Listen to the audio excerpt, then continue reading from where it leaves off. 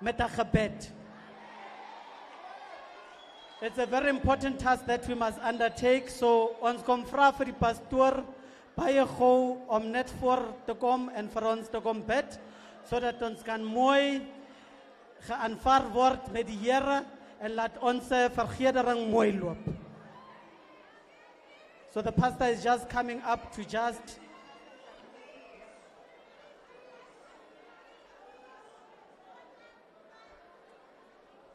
Pastor, hier is die platform, kan jy net vir ons bid as ons vergadering begin?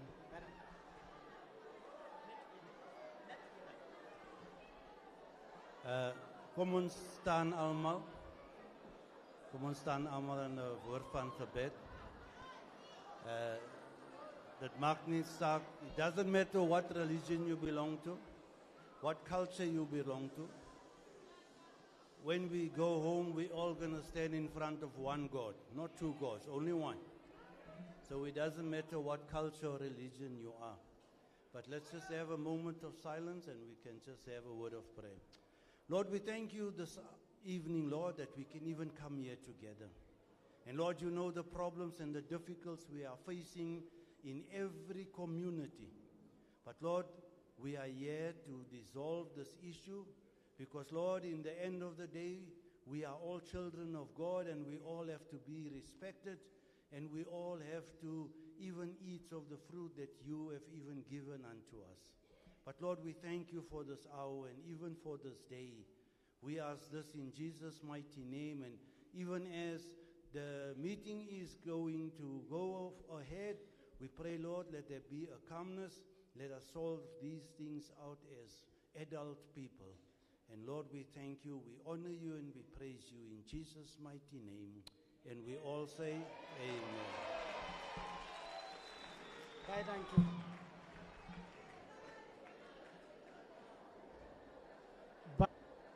Bye. Ons begin nou onze vergadering. Ons kom vra nou that our doctor,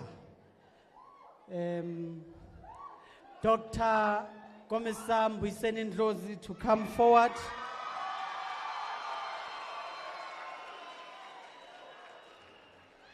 And then take us through the proceedings before the president comes.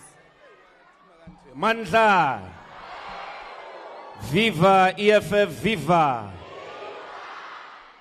Viva EFF, viva! Amandla! Away two! Tata Juju Tata! Tata Juju Tata! Thank you very much, Comrade Chairperson. And I would like to also pass my greetings to the leadership of the EFF. We have with us our Deputy Chairperson in the province, Philippe Makwala. Please stand up and wave, Comrade Philippe. The Chairperson of the province and MMC of Finance here in Ekurhuleni, Nkululeko Dunga.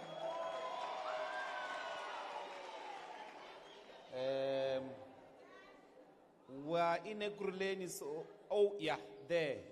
Speaker of Ekurhuleni, please wave as well.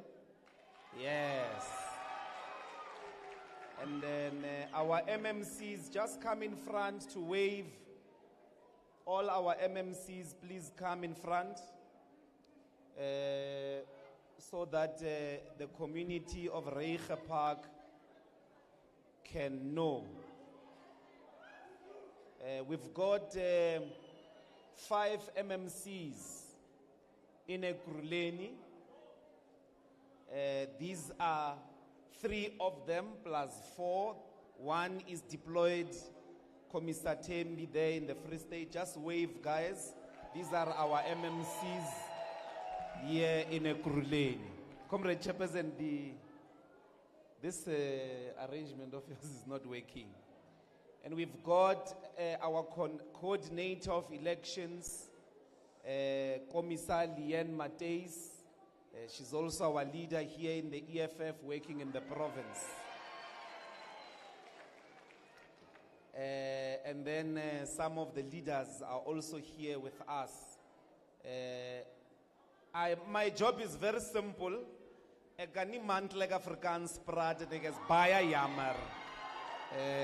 memorized that line. I'm going to welcome to give us a talk today, and I ask all of us to be disciplined, to be quiet. We are all here to listen to the message of the EFF. Agreed? So tell the person next to you, please be quiet because I want to listen. So without any further waste of time, I'm going to request you to help me welcome to the stage, by all rising, our Commander-in-Chief, Julius Malema. Amandla. Amandla. Viva EFF, viva. Tata EFF, tata. Amandla. Down with ANC, down. Down with DA, down. Down with PA, down. Amandla.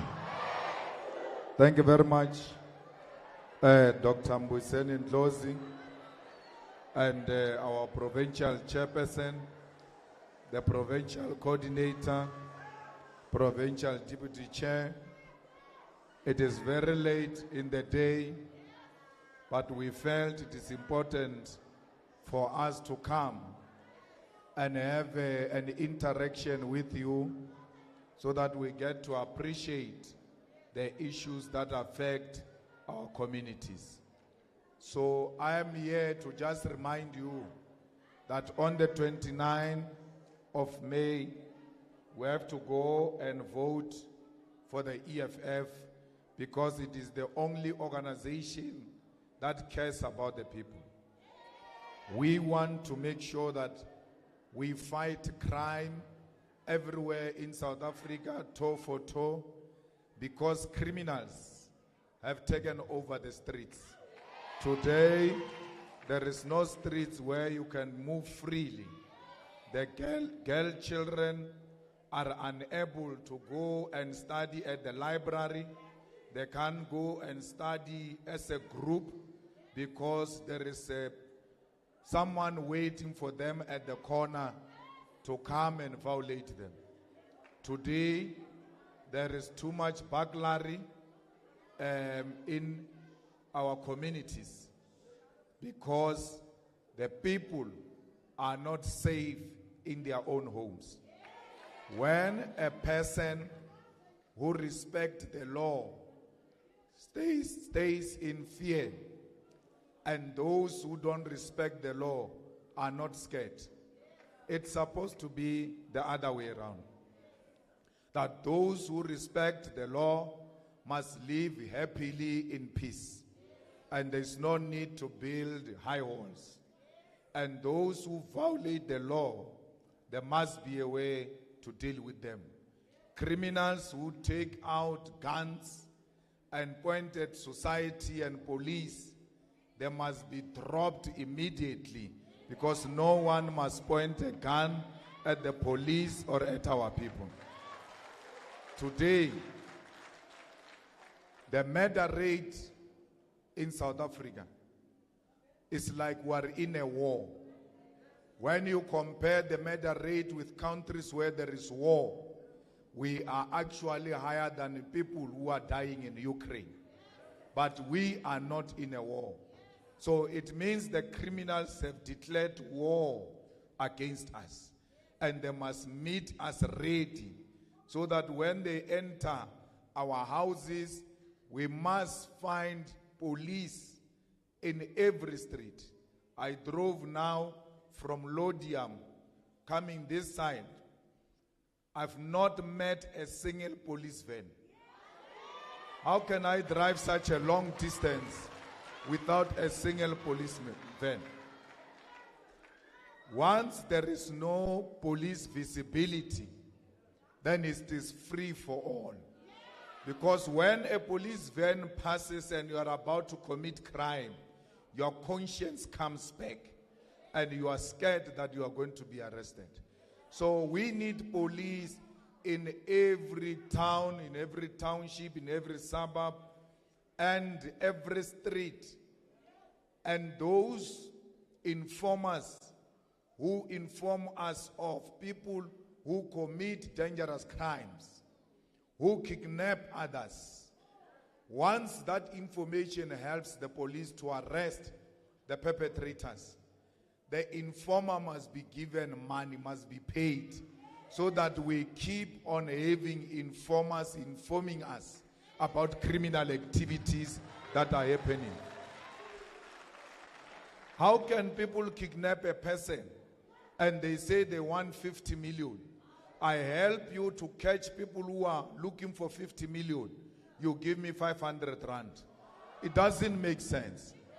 I must be thanked properly so that the other person can know that when you give police reliable information, they are going to pay you, and they are going to pay you very well.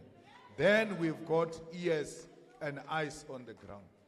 I don't understand why in Jimiston there is no camera in every street, and all of our townships must have cameras. Because when you steal a cell phone here and you run 10 to this street, camera must be looking at you. When you come this way, camera is looking at you. When you go this way, the van is waiting for you. Open, you fall into the van.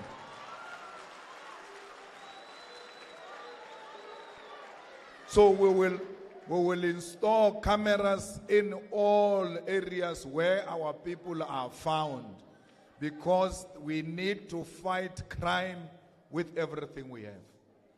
How come police know that in this house they sell nyaupe, they sell drugs, and police don't do anything? It is because police are working with criminals to transport the drugs. Because once a house is identified as selling drugs, the police must put a trap, use one of the good customers of that house to go and persuade this person to go and buy drugs.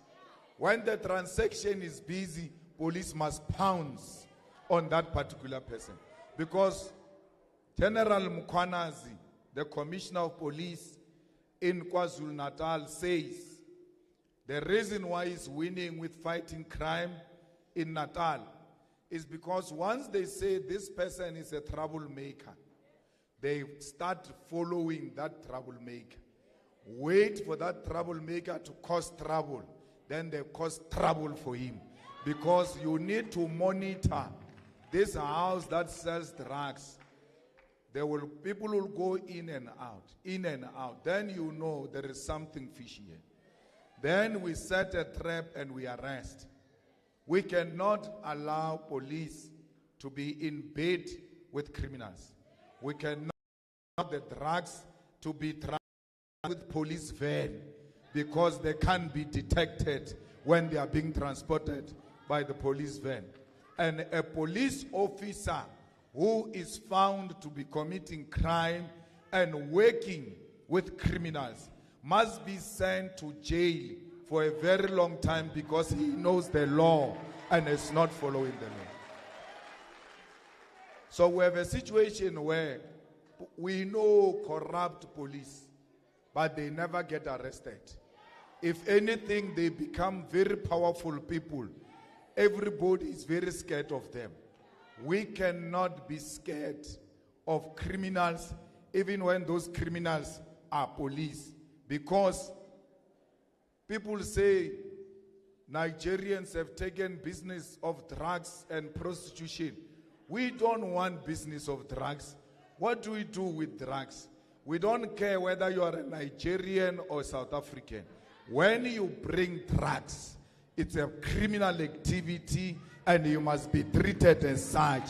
You must be treated as a criminal.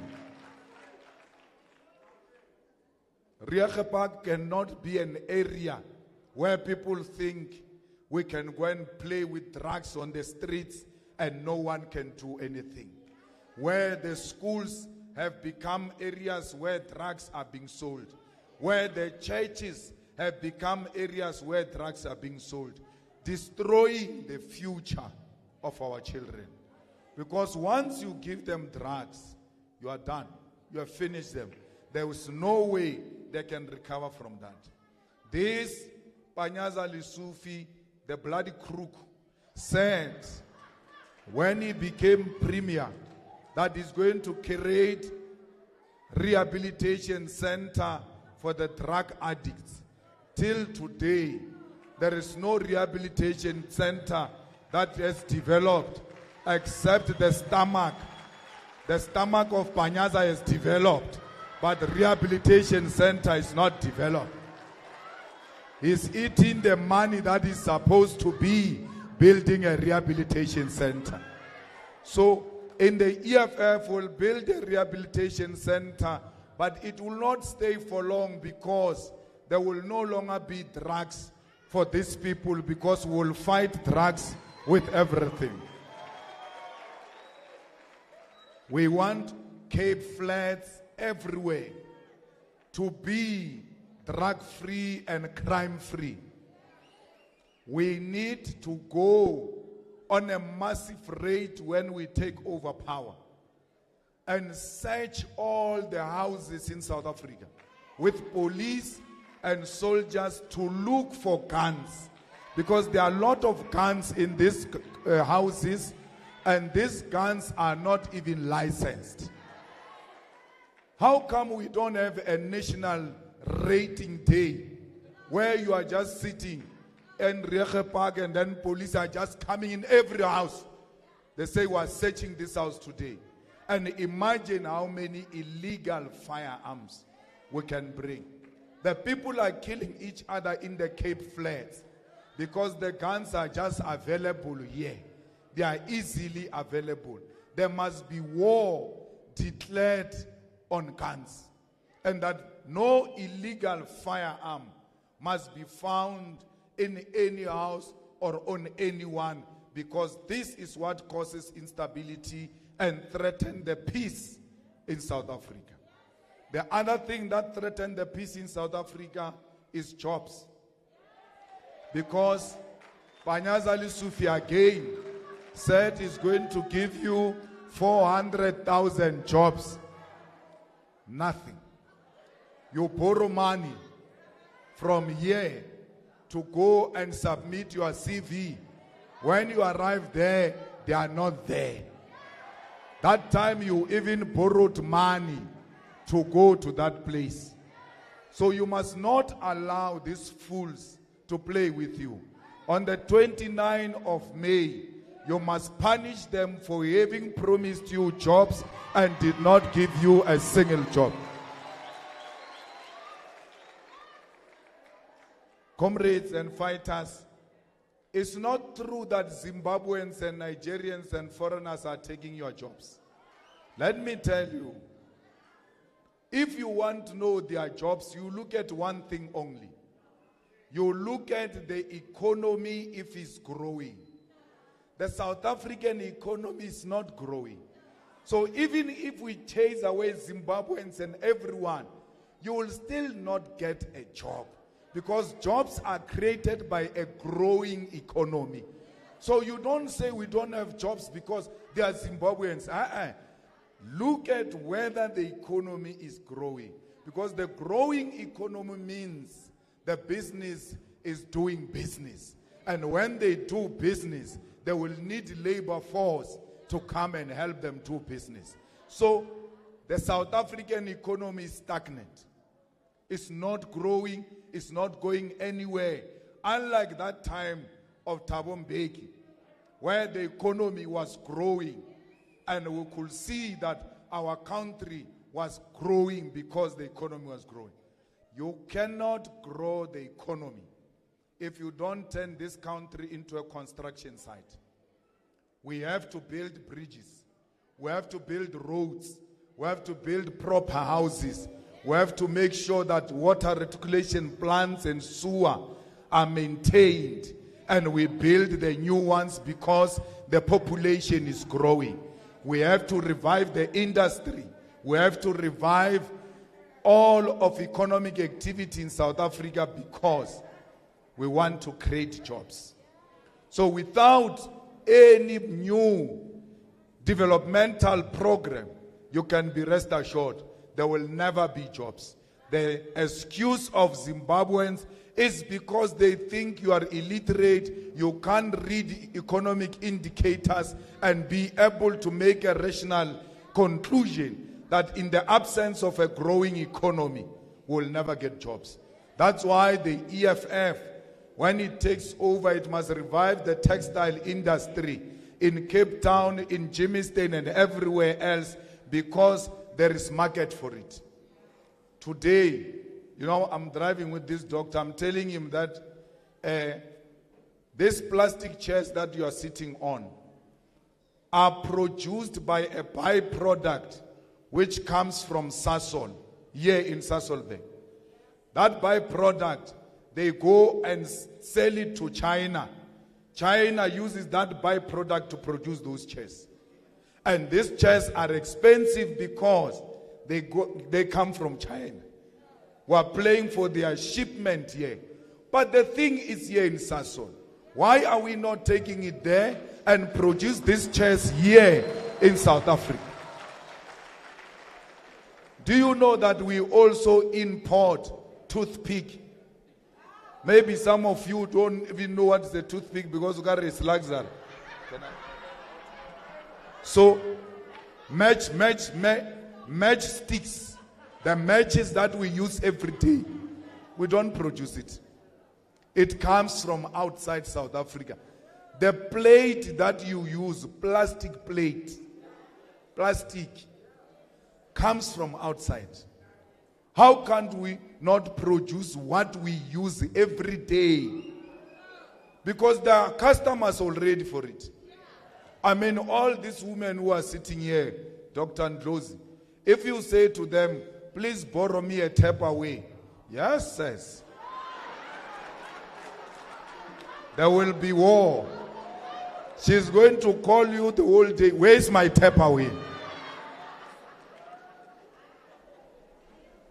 But tap away that you love so much, its production is as a result of what comes from Sasol. Look at how expensive tap away is. That's why you are fighting. But we can produce it here and the same quality and then sell to you. You are customers, but we'll be creating jobs for our own people.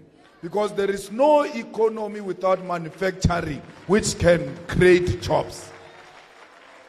The good thing is that, Africa loves South Africa a lot. Everything that comes from South Africa, they love it. Imagine if we produce tap away from South Africa. It's not only for us. It's for the whole continent. We've got the market. South Africa can produce a flying machine, fighter jet. Barking into Roy Falk. Roy Falk is one of the best war machines. We produce it here in South Africa. The Chinese wanted to buy 2 so that they can copy what we are doing. We refuse to sell to them.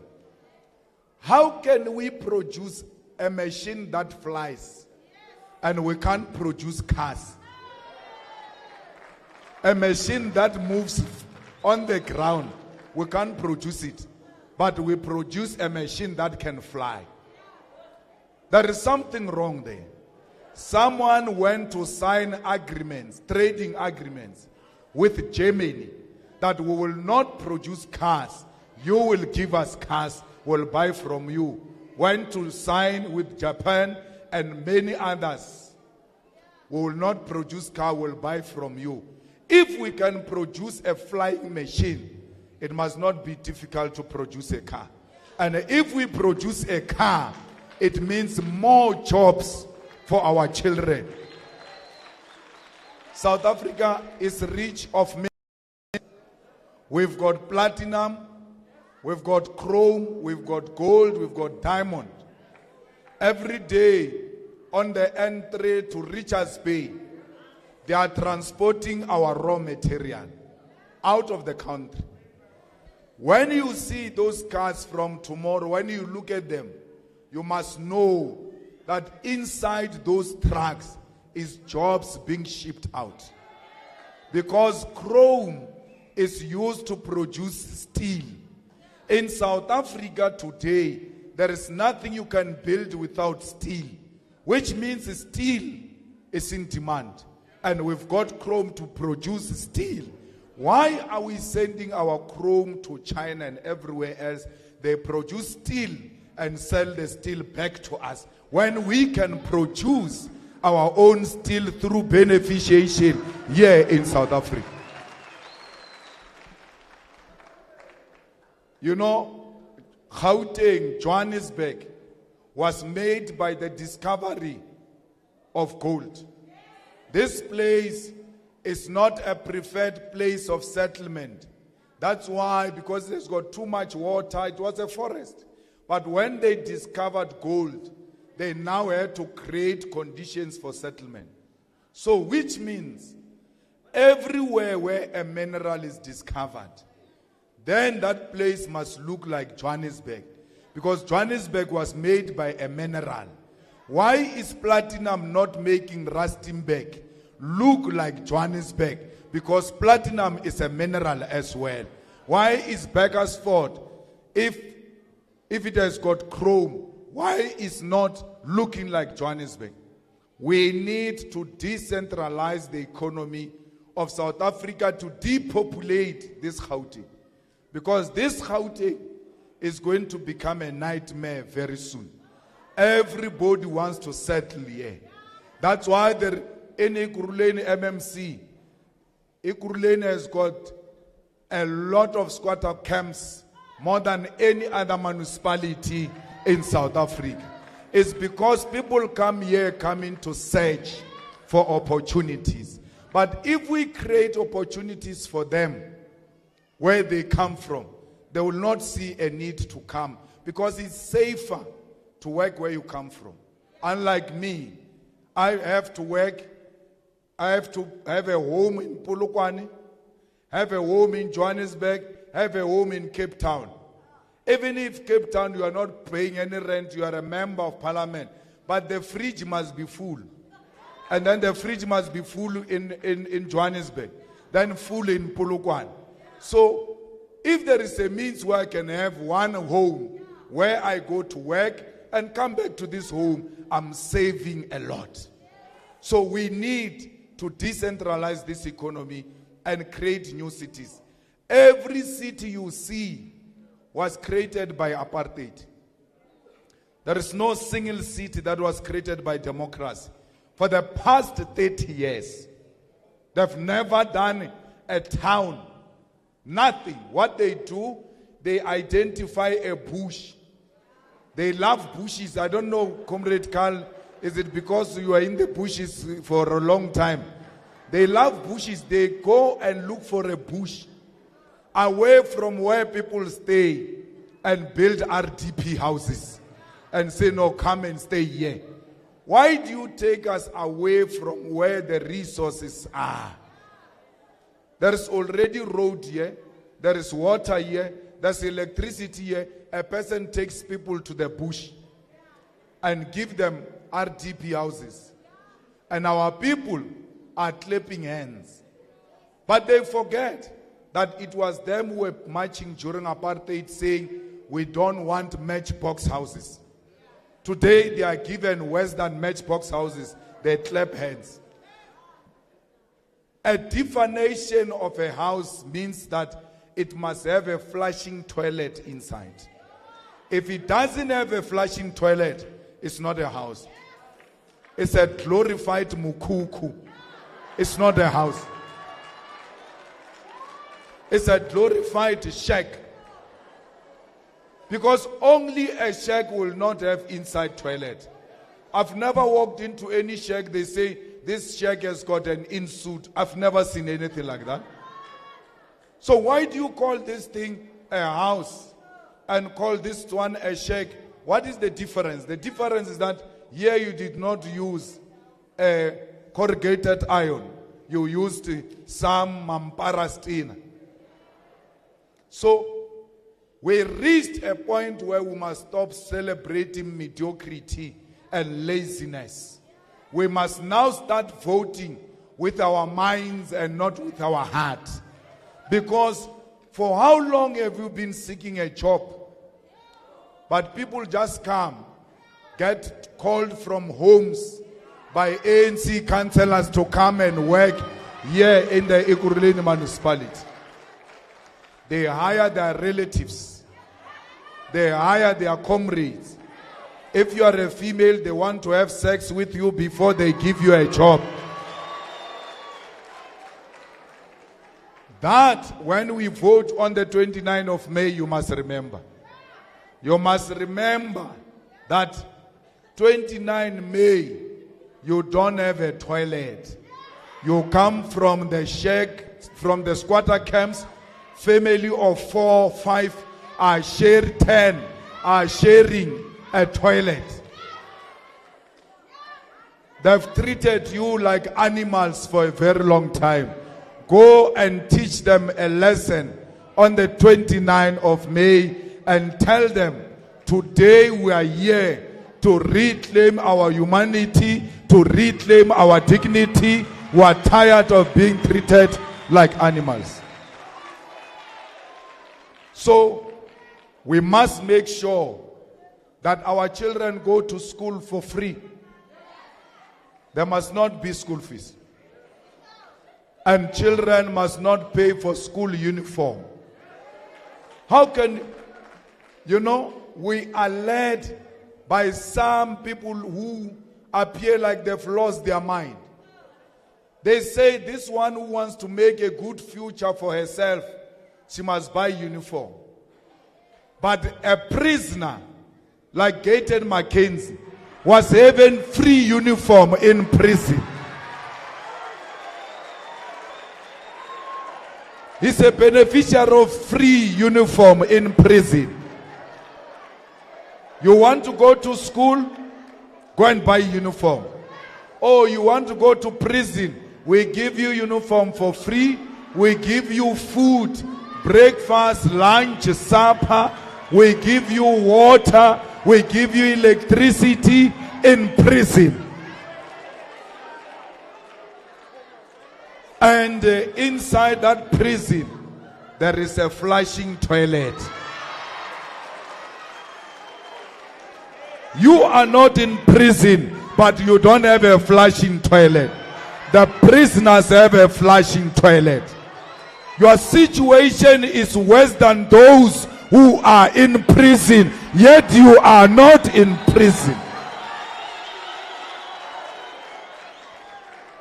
Let us go and reclaim our rights, because prisoners can't have more rights than our children. Children must go to school free of charge, no uniform. They must get books and get meals at school. They must eat at school, because there is no child who can think on an empty stomach. We want these children to excel. We want these children to be perfect. Let's tell you, we have to make sure they eat. They have to eat, because a child must not be struggling as to where the next meal is going to come from. That's why in the EFF, we are fighting that we need to increase child support grant to 1,000 rand, because these people need money to support the children. These children, if they are not properly supported, they are going to become criminals. And when we say, let's increase the child support grant to 1,000, they say Malema wants these people to make babies. There is nothing wrong with making babies. As long as you are ready. When you are old, we're not talking to teenagers. We're not talking to kids. I said kids are going to school for free. But those who are ready to make children, let them make children. There's nothing wrong with that. When they ask you, how are you going to support these children because you are poor, you must tell them their father Malema will support them when he takes over this government. So it's very important that children are well fed and children are children and they don't have to become adults even when they are young because they have to go work in order to get food. People say, when you are poor, why do you make children? I was born by a poor mother. But she did not die poor because she gave birth to me. Who said when you are poor and you give birth to a child, that child is going to die poor? What if this child is the one who's going to change this family and make this family a better family? If my mother had followed a silly argument that because you are poor and you are a domestic worker, don't make children, she would have died poor because there will not be Julius Malema. So stop saying no, because you are poor, don't make children. One of these children might be the one who's going to stop a generational curse in this family. But when we make children with our own bodies, whose problem is that? Why do you concern yourself with our problems? Let me have my own problems, I'll deal with them. My body is none of your business. I decide what I do with my body. I don't understand why a child comes from a poor background. The mother is on SASA. The father passed away. When he arrives at the university, they say, give us your mother's ID. They take it. They punch the ID. They say, no, fine. Pay 4,500. He says, my mother can afford. He's a beneficiary of SASA. They say, okay, go back home to do an affidavit. How can government send children home to go and do affidavit? The same government that is giving my mother SASA says it doesn't know if my mother gets SASA. Because university is government. The systems must be linked. When you punch my mother's ID, it must say SASA beneficiary, and automatically I get into the university. And you know what is even more painful? Is that they ask you for a death certificate of your father. After they are the ones who issued a death certificate and said your father is dead. After that they ask you, is he dead? Yes. Go and do affidavit to prove that he's dead. I must go do affidavit to prove that government said my father is dead. How can they say this person is dead and then ask me to come and do an affidavit to confirm? There are no systems. They give you SASA money in this district of Ekurhuleni, and then from there they say, Gog, come. We want you to come and apply for indigent policy so that we can give you free water or free electricity. I must apply once at SASA. Once I get approved at SASA, it must circulate everywhere. When it arrives at municipality, when the bill generates, it must reject me. Or this one is a SASA beneficiary. Now Ugogo must be going to halls, must be going to town to feel indigent. How come, they don't know that you are poor because they're the ones who said you are poor. They gave you SASA and said you are poor. All of a sudden, they don't know that you are poor. Come and fill up the forms. Today, God must protect me not to faint here in this hall, because if I faint here and I can't speak, you rush me to the hospital. They will never punch on a computer and get my medical history. As a result, they are going to give me medication that I'm allergic to. Because I fainted, I can't speak. But if the hospital systems, health systems were linked, when I go into a public hospital in Polokwane and I come and faint here, they must just search me and find my ID pen, put the ID number, then the information pops up. No, this one you can't give disprin. It is allergic to disprin. That's why they are giving you, a person goes into a clinic, a person goes into a hospital with a problem of teeth and comes back paralyzed. The other side is paralyzed. What happened? What was wrong? Because the problem was teeth. They don't know the medical history of this person. And as a result, they give this person wrong medication. So, only a government of thinkers can come up with these things. Every ward must have a clinic, and that clinic must operate 24 hours. And that clinic must have an ambulance and qualified doctor and nurses. Today, we are told there are unemployed doctors. How can you have an unemployed doctors when there is a demand of doctors everywhere? Only the EFF government will deliver clinics that are going to operate 24 hours. Fighters, how can you close a clinic at 4 o'clock? Who said we are sick until 4 o'clock? Hey, Gula, we are about to close now. Gula, get sick. Get sick quickly, we are closing. That time you are pregnant. We don't know when is the water going to break. You rush to a clinic. You arrive at the clinic by 5 o'clock. As you approach the gate, they close the gate and lock, and they say to you, we've closed. Hey, I'm about to deliver, please help me. There's nothing I can do, we've closed.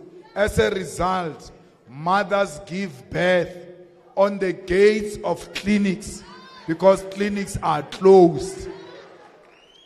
There is no time to give birth. At any time you can give birth, you must find a clinic open.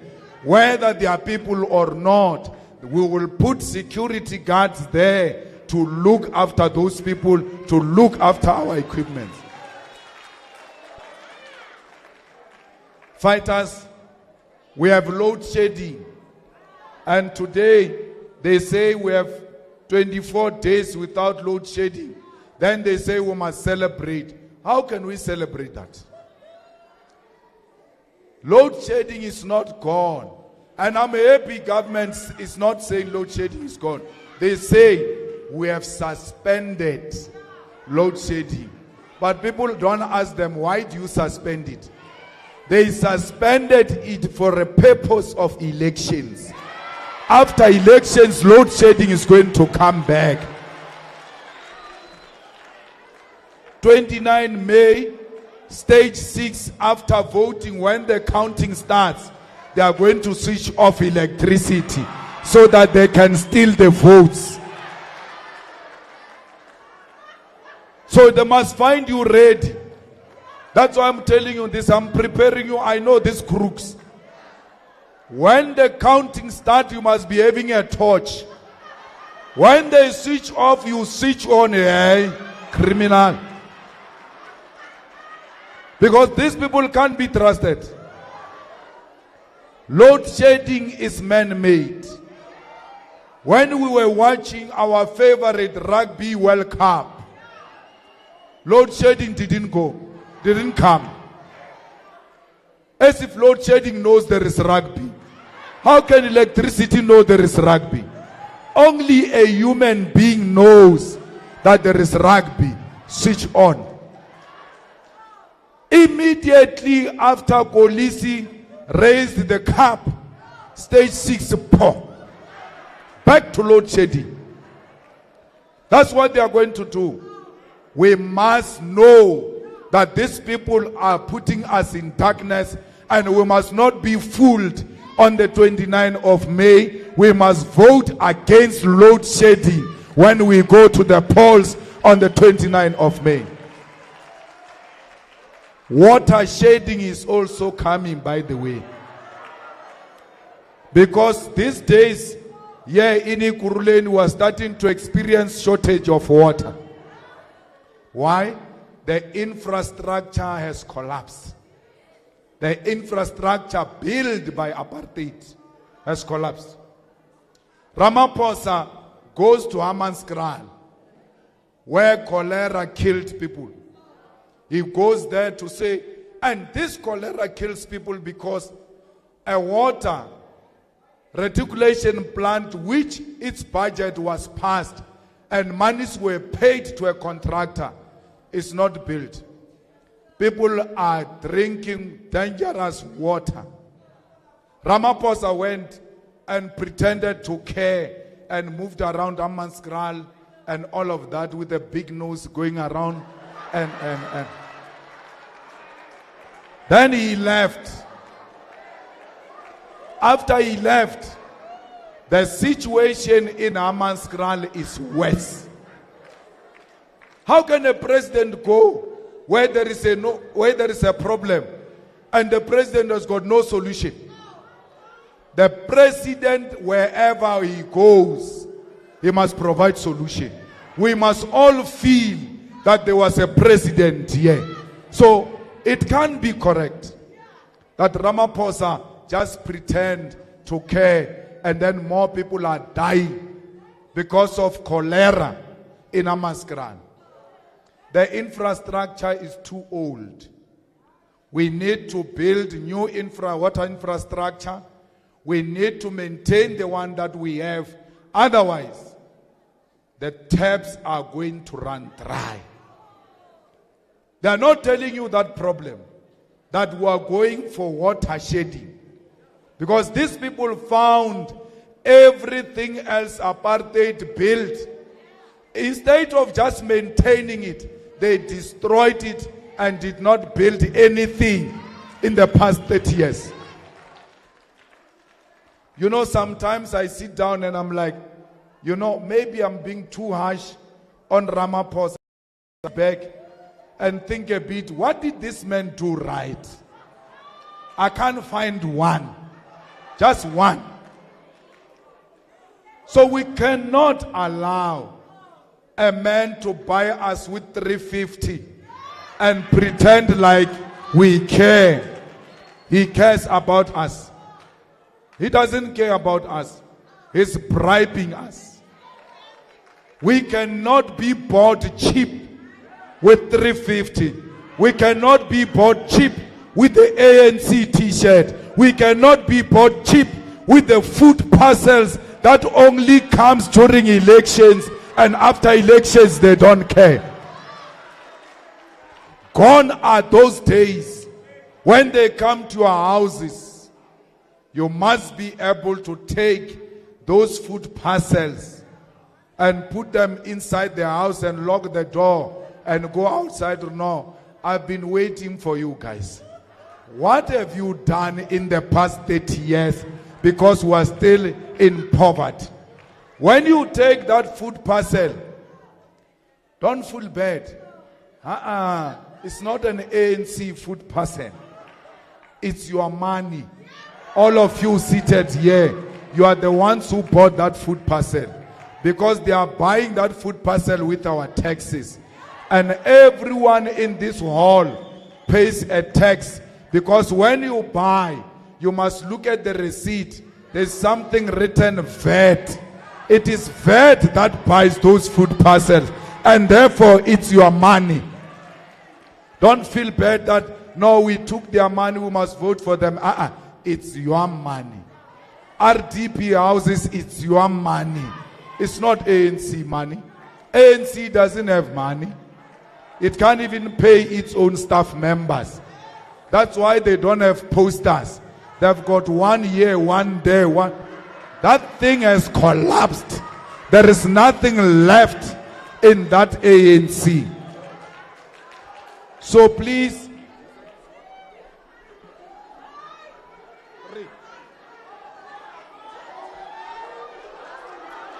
now we are going to national elections.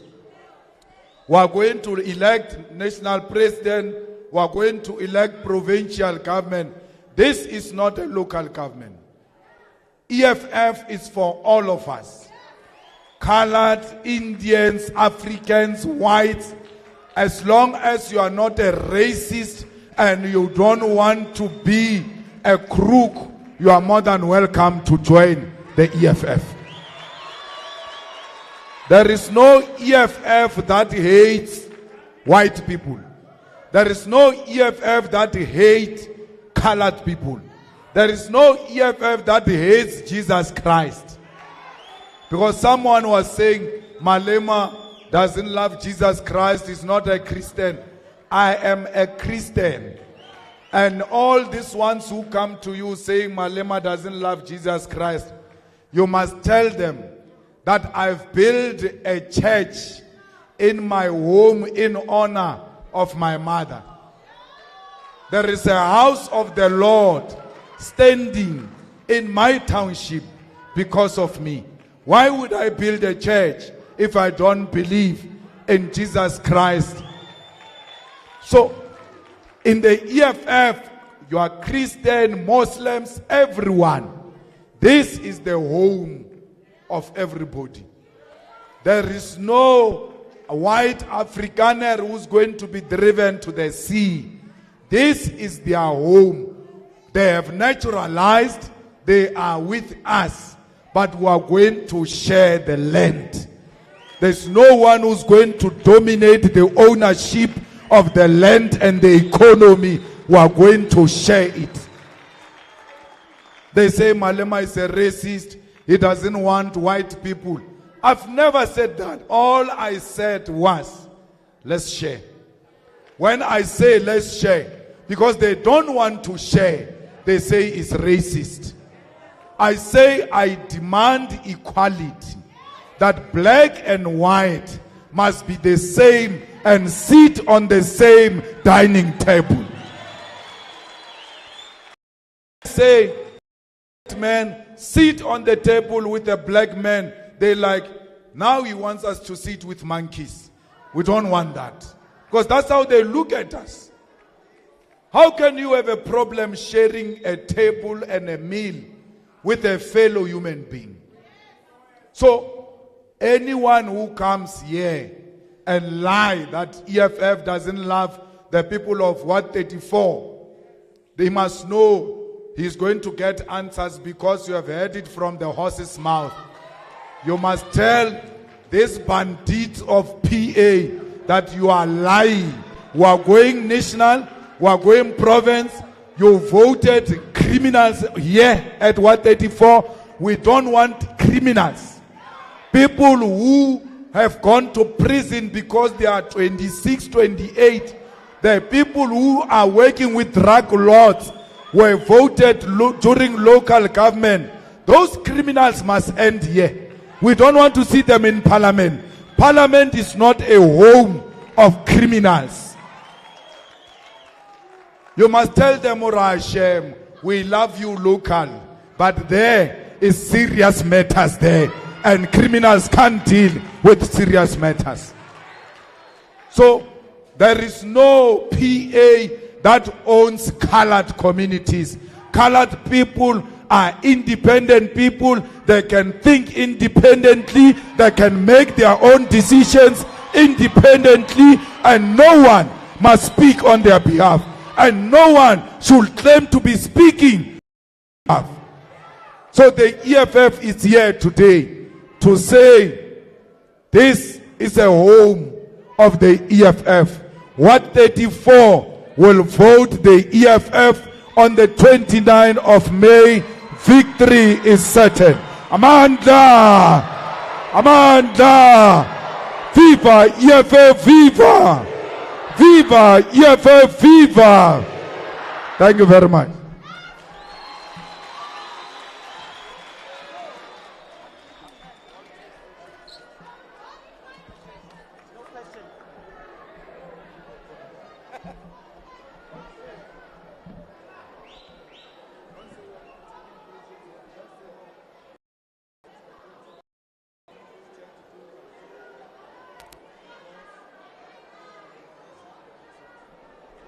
Amandla Tata Juju Tata Batiazania Yizeletu Chess Solitata Ngalo Malema Aule Iaza Awiaza. I'm going to call the TG, Commissar Lien Mateis, who's going to do a vote of thanks. The president is rushing yet to another community meeting, which has already started as well. I want him to come tell you all how much we love you and we are grateful for your presence here. Please give Lien Mateis a round of applause. Thank you, my doctor. So most people would think I speak fluent Afrikaans, né? And I don't. My convener and the chairperson of Gauteng is more fluent in Afrikaans than I'll ever be. But baie dankie, Ward 34, for showing up today and for having patience. We want to thank our president in particular for honoring our appointment to the meeting. President, we have to release him right now, so we're going to ask the president to go. You know that he is very, very busy. We're going to close. Thank you once again, all the residents of Ward 34. We have some food for you as you leave and on your go on your way out. Thank you.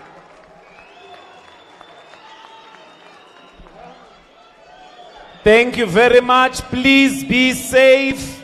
Take care of one another, particularly women. Arrive at home safely. See you on the 29th of May. Amandla!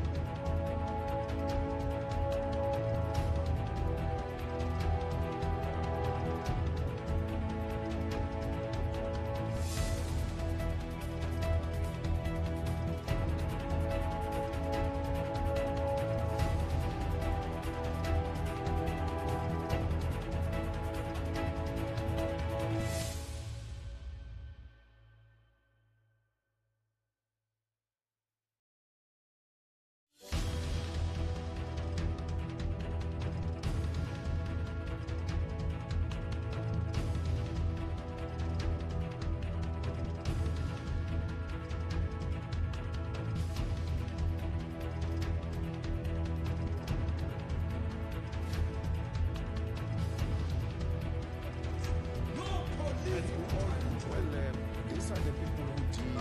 Well, we're in Soweto. The message is simple. We're calling on all young. Said the EFF would not reach this milestone.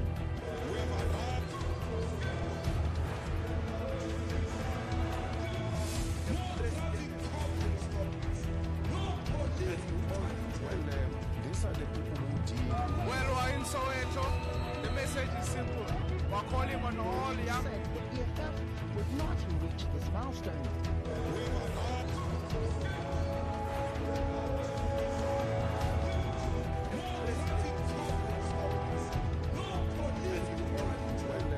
These are the people who deal.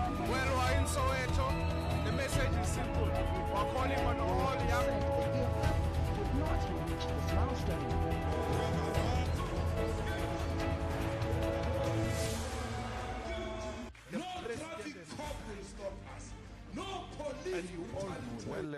These are the people who deal. Well, we're in Soweto. The message is simple. We're calling on all young. Said the EFF would not reach this milestone.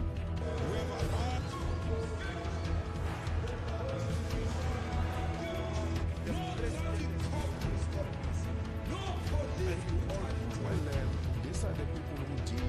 Well, we're in Soweto. The message is simple. We're calling on all young. Said the EFF